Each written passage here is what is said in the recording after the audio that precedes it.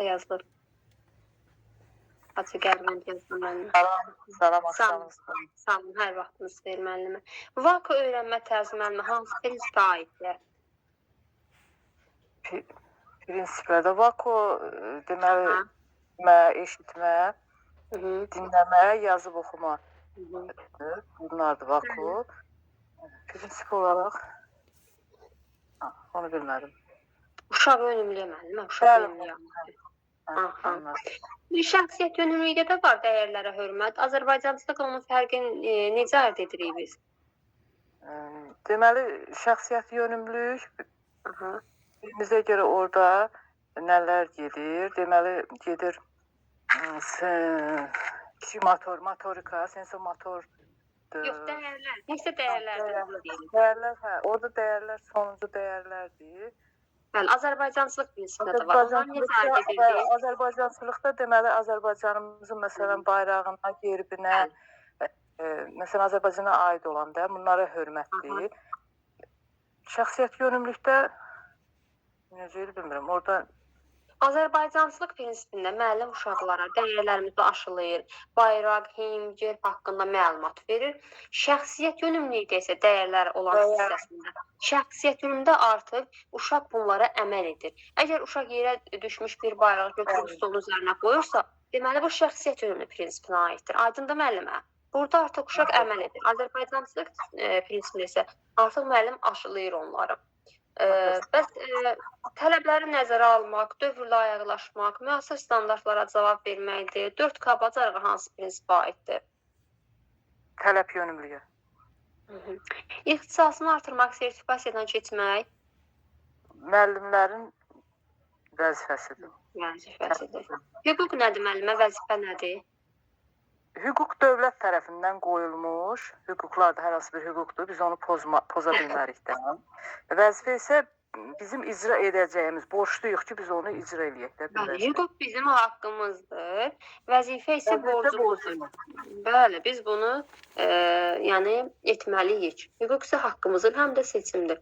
Normal iş şəraitlə təmin olunmaq o hüququmuzdur. Bəli, müəllimin hüququdur ki, normal iş şəraitlə təmin olunsun.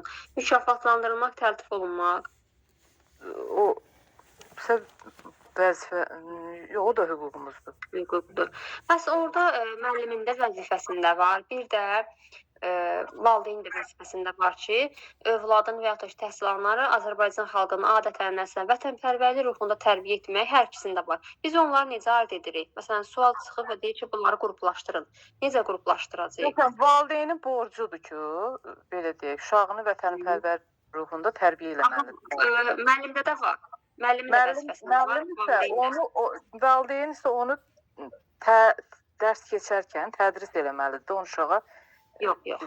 Əgər orada təhsil alan sözü varsa qarşısında təhsil alan uşaqlardır. Bəli, uşaqlarda. Təkcə Azərbaycancılıq ruhunda tərbiyə etməkdən söhbət edir həmin vəzifədən. Əgər təhsil alan varsa sözün qarşısında götürəcəksiniz bunu təhsil verənin vəzifəsi. Yox, övladı sözü varsa götürəcəksiniz valideynin vəzifəsi. Aydındır, yəni açar söz kimi yadınızda saxlayın onu. Yəni övladı sözü varsa vətənpərvərlik ruhuna tərbiyə etmək də valideynin vəzifəsidir. Təhsil alan varsa təhsil verənin vəzifəsidir. Sizə bir söz deyim, elə bir mən test deyəndə orada oxuyarkən hər şeyi xatırlayıb eləyə bilirəm.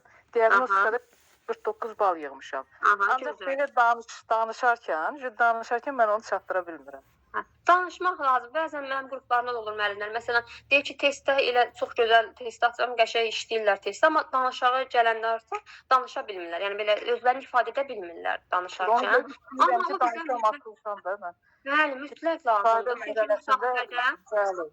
Müsahibədə mütləq lazım olacaq sizə. Nə qədər danışsanız, nə qədər sual-cavabda iştirak etsəniz, nitqiniz inkişaf etmiş olacaq. Söz bazanız artacaq. Ona görə yaxşıdır, çox danışsanız. Bu sizə xeyirdir, müsahiblikdir. Tapmaca haqqında danışa bilərsiniz iş üsulu. Neçə yaş əhatə edir, neçə yaş aiddir? Tapmaca deməli 3-6 yaşına aiddir. Tapmaca daha çox oyun, əyləncə məqsədi ilə verilir. Orada uşaqların zehni, yaddaşı daha necə deyim, möhkəmlənir, İnkişaf edir, ha. inkişaf eləyir. Müəllim söyləyir, uşaq cavab verir, aktivlik yaranır. Aha, şəkil olur, məsələn orada bir şəkil olur, amma uşaqların görmürlər. Və Şəkilin arxasına da elə şəkili qoyur, arxa hissəsini göstərir. Şəkilə uyğun bir neçə açar söz deyir uşaqlara. Uşaqlar da tapır, tapandan sonra şəkili çevirir. Uşaq da onda görür ki, düz tapdı. düzdür. Bəs Bəs aparıcı pedaqoji qabiliyyətlər hansıdır? Müəllimin aparıcı pedaqoji qabiliyyəti hansılardır? İki əsas pedaqoji qabiliyyət. Didaktik qabiliyyətlə təşkilatçılıq qabiliyyəti. Bunlar ikisi müəllimin aparıcı pedaqoji qabiliyyətidir. Diaqnostik qiymətləndirmə nə üçün aparırıq? Bizə nə üçün lazımdır müəllim? diaqnostik qiymətləndirmə ilkin qiymətləndirmədir. Uşaq ilk dəfə bağçaya gələrkən və ya qrupa, ola bilər ki, müəyyən bir yaşda gəlib də bağçaya. Onda uşağın ilkin biliklərini öyrənmək üçün biz onlara suallar veririk. Sonra müşahidələr aparırıq ki, görək bu uşaq nə bilir. Bağçaya gələnə kimi nə bilir, sonra da nə öyrənəcək, ona görə müşahidələr aparırıq. Meyyar cədvəlindən hansı dəyərləndirmədə istifadə edirik? Deməli, meyyar məşğələnin sonunda olur. Orada 3 istiqamətdə olur. Uşaq bilir, az bilir. Birinci bilmir, az bilir. Yarısı bilir, tam bilir. Qismən bilir, tam bilir. 3 hissəyə bölünür. Məqsədə uyğunlaşdırıq da orada. Bəli, məqsədə əsas. Hansı dəyərləndirmədə aparırıq? Hansı dəyərləndirməmizə aiddir, qiymətləndirməmizə? Yekundadır da. Yox. İnkişafın izlənməsindədir bu. Bəli, inkişafın izlənməsi. Sensor bacarıq haqqında məlumatınız var? Sensor mədəniyyət, sensor inkişaf. Bəli, sensor mədəniyyət, Montessori Sensor tərəfindən. mədəniyyət neçə yaşda əhatə edir? Sensor mədəniyyət yaşadım, bilmədim 2. 4-5. Yox, 4-5 əhatə edir. Bəs sensor təcrübə? Təcrübə deyəndə daha böyük anlayış olar da, yəqin ki, yuxarı yaş. Yox. Az, aşağı olur. Bəli. 0-2 yaş əhatə edir, 0-2 yaşı. Əşyavi manipulyativ dövrdür. Əşyavi manipulyativ dövrdə tək oyun dönəmidir. Belə desək, tək oyun dönəmidir. Yəni uşaq bərkdir, yumşaq materiallara toxunur, kəşf edir. Yəni burada müəllimin köməyi yoxdur. Yəni burada məsələn sensor tərbiyədə müəllim vardır, amma burada sensor təcrübədə müəllim köməyi yoxdur. Çox sağ olun müəllimə, təşəkkür edirəm. Sağ olun. Təşəkkür edirəm. Sağ olun, buyurun. Sonra Aygün yazılan müəllimə.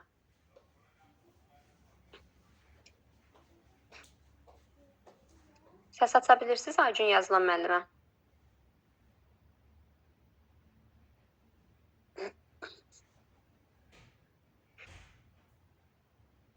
Yaxşı, səs aça bilirsiniz. Axşamınız xeyir. Axşamınız xeyir müəllimə.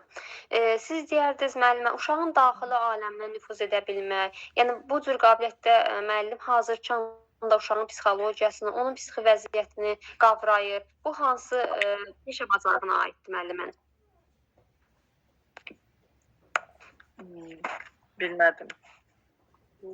Perspektiv aiddir müəllimə. İllik planlaşdırmanın deyərdiniz zəhmət olmasa.